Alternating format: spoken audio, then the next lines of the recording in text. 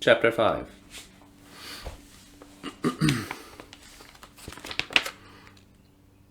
I clung to Violet for dear life as we rocketed into the sky. Was I scared of falling? Do bees turn their vomit into honey? Of course I was terrified.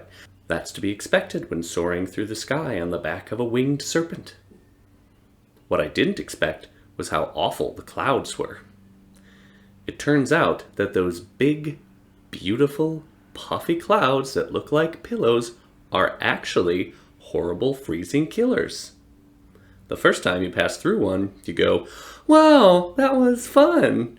And to think they're just giant balls of mist. The second time, the feeling is less amazing as your cold, damp clothes start to cling to your skin. By the 10th cloud, you're soaked to the bone, shivering in the freezing wind, and looking at the next cloud as the water torture it truly is. Someone needed to outlaw this stuff. Call together a cumulus convention. It didn't help that I was atop a giant cold-blooded dragon that not only hoarded what warmth it had, but leached any warmth my body could create. Riding Violet was like being strapped to a block of ice hurtling through a hurricane. It sucked every bit of heat out of you, and the higher we got, the colder the air became. To add to that, the constant fear of sliding off and plummeting to my very squishy demise. All in all, I don't recommend it. "How do you keep from freezing to death up here?" My teeth chattered loud enough to be heard over the raging wind. "I think I've got snowballs." Small glanced over her shoulder and seemed perfectly comfortable in a thin jacket. Yet I couldn't stop shaking. Her eyebrows lifted nearly to her flower-strewn headband. "Oh, geez. Let me warm you up." "Heck yeah!" I flung my arms open for the expected snuggle. What was I thinking? We were slicing through the clouds at breakneck speed. When I opened my arms, the gale force wind seized my extra surface area and spun me sideways. I tumbled across Violet's back, grasping at her slick scales, but they slid from my desperate hands. Her long tail whipped toward me, and I tried to grab it. Instead, I slammed shoulder first into her tail with bone-cracking force. With a gasp, I clutched my side, sailed off into the empty void. "Small!" I was helpless and doomed. How many animals would I fly off of before I started demanding a seatbelt? The icy wind spun me like a corkscrew. I could just barely see Small lean into Violet and slap both hands against her neck. With fingers drumming like a concert pianist, she directed Violet to whirl around. The dragon pulled in her wings and turned into a spear that hurtled in my direction. Despite that, I fell through space faster than the large beast. Violet was too big, and no matter how she tucked herself in, the air still slowed her down. "Arch your back and hold out your arms!" Small hollered. I really wanted to, but my limbs refused to work. They slapped into me, twisting around my back, and seemed to do whatever the wind forced them to do. I was too terrified to make sense of anything, but I had to get myself under control. I couldn't give in to fear pressure. I took several deep breaths. I needed to calm down. Was this much worse than flipping? Definitely, but I'm an acrobat. I had to tap into my body's awareness. First, I focused on getting my limbs to stop flailing. Thank goodness that made my body stop spinning so fast. Next, I arched and cupped my hands in front of my face.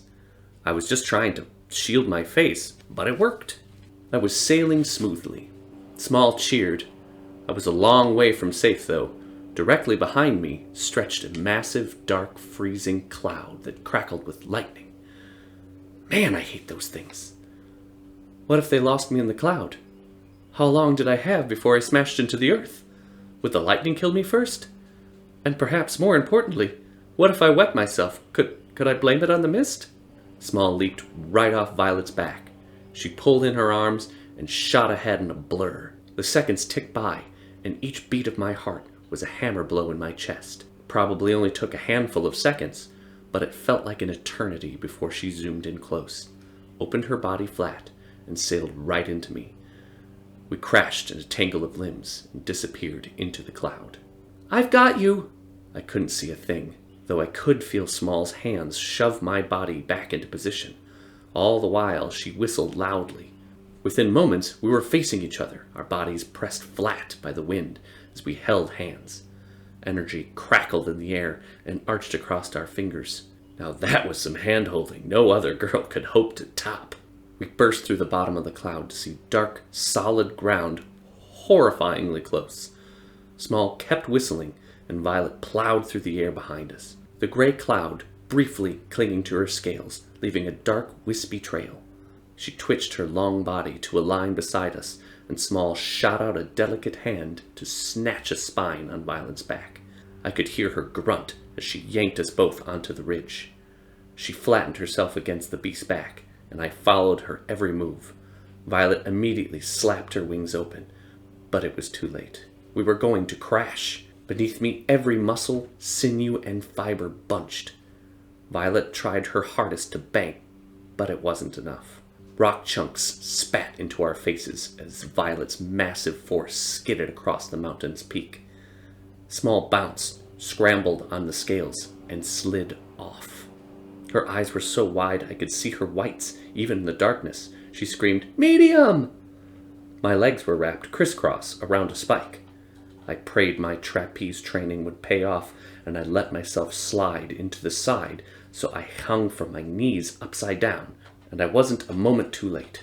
I just managed to catch Small around her waist, but I couldn't hold on. Violet groaned, and from her maw a great fist of fire punched into the earth. The force of it shoved us skyward. Small flung her other hand past my slipping grip and grabbed a handful of chest hair. I screamed, but my luscious locks held. She climbed the impromptu ladder and reclaimed her seat, and yanked me right side up.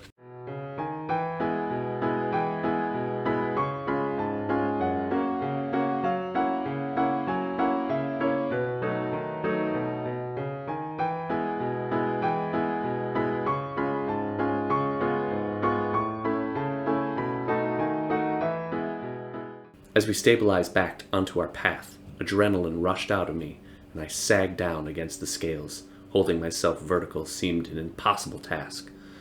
I was nothing more than a lump of wet, cold, terrified flesh. "I think I'm going to be sick." I really didn't want to spew. I had so little to eat, and I didn't want to lose it. I couldn't hold out. My last meal came bubbling out, and the wind pulled it afar, far away like a chunky streamer trailing from my lips. Small trembled. "Why do I have the feeling that keeping you alive for this trip is going to be difficult? Speaking of which, why did you fling yourself off of Violet?" "Can't talk. Too cold." At least if I fell again, I'd be too numb to feel myself go splat. "This will help." Small tapped Violet on the neck 3 times, and the dragon let loose a raging inferno directly ahead of us. Oh no. We sailed right into it. "We need to work on our communication!" I shrieked. Passing through the flames was like passing through a field of blazing cobwebs. Violet's skin went from ice cold to the temperature of asphalt on a sunny summer's day. It burned the moisture from our clothes, and when I opened my eyes, the whole world had turned wavy from heat. Thanks to our sashes, we emerged from the blast unburnt and significantly warmer. Violet circled while breathing out several more blasts of fire and riding the rising warm air currents she'd just created. "Wow," I stammered. "Talk about a hot date." "This isn't a date." Small shook out her now dry hair. "Though I wouldn't take off the sash, or it'll become a real scorcher." Small deftly spun herself around to face me. "Seriously, though, how are you doing? I want this mission to succeed, and I can't have you leaping to your death or freezing. Also, you took a pretty hard hit on your shoulder, and that ankle of yours looks like it isn't too great either." I carefully held up my leg, then it twinged in pain. The ankle did look nasty. A putrid yellow and blue bruise in the shape of Violet's eyelid wrapped around it. Small gave it a glance, jumped to her feet, and confidently walked across the dragon's pulsating back muscles. She kept her hands cupped and ever so slightly angled so the wind would push her body into Violet's. Wow! And I couldn't even let go of the dragon's back spike with one hand.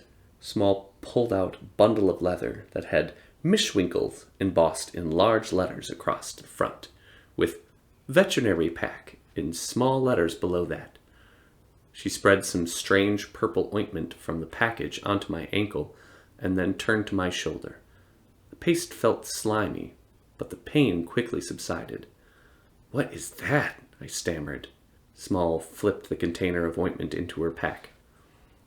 "Lavender oil, pulped aloe vera, and fresh troll snot." "What?"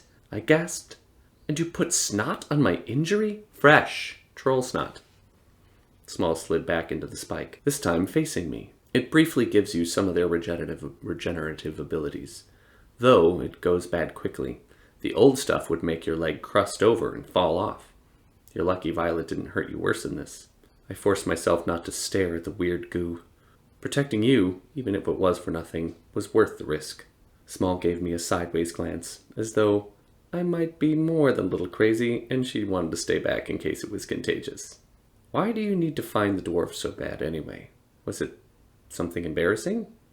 Is that why your parents—" No, I waved my hands back and forth, miming, fending her off. "It's kind of weird." "So?" she challenged. "I grew up in a zoo. My childhood playmates were panthers, snakes, and a dragon. Trust me, I have an open mind."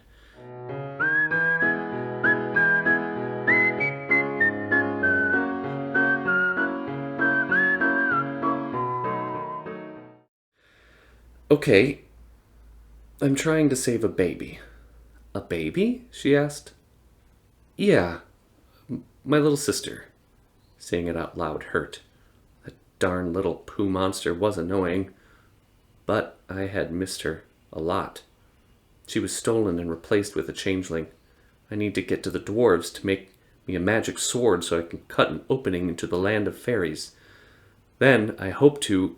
No, I must. The weight of the task battered at my spirit, making my voice quiver and shoulders sag. The further into this journey I got, the more impossible it seemed. How could anyone? I clenched my teeth and punched back the doubts. I am medium. I am not a forgettable nobody. I am the man who can journey into a bizarre magical world and return with his sister. I slowly lifted my chin. I will get her back. Only the roaring of wind passed between us for a long, stomach-churning couple of seconds. Small gazed into my eyes and nodded. "I misjudged you. You've got guts. Maybe not any brains, but a lot of guts and heart." Small spun around, facing away from me and towards Violet's neck. "Luckily, I've got enough brains for both of us. I'll get you to the dwarves so that way you can save your sister. Let's see any Wrangler recruit have a better first mission than that." A deep sigh escaped my lips. Being a hero was rough, but I figured it was worth it for the company. "Thanks, Small." She was silent long enough that I wasn't sure if she'd heard me. Then she glanced back over her shoulder. "You're welcome. And thanks. Medium." A warm back spike now served as a much-needed headrest. Below us, the clouds looked like dark purple quilt, pulled up around the massive mountains, tucking in the Earth's oldest children. Above us loomed the Cloud Spire Mountains, and a celestial waltz of stars that were spinning slowly. Those stars who were more shy clung together in the great belt, while the bravest of the bunch struck out, finding new partners across the heavens. Those made the great stretches of darkness glitter as if a party had just begun. I was battered, bruised, and exhausted, and completely sure I was doing the right thing. I don't know when I fell asleep, but I was at peace. And now on to Chapter 6.